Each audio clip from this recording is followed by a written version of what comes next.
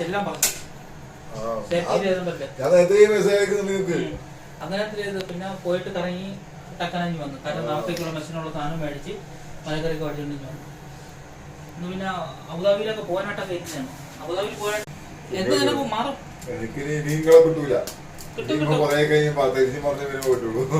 കിട്ടും നൈറ്റ് ഒന്നും നാളെ നൈറ്റ് അവരെ ഇവിടെ ഉള്ളൂ.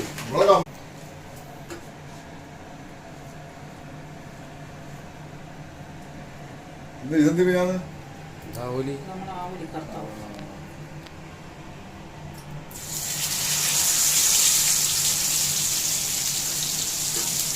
സംഭവം അങ്ങോട്ട് എണ്ണയിൽ അങ്ങോട്ട് മൂക്കാൻ പറ്റും. നെയ്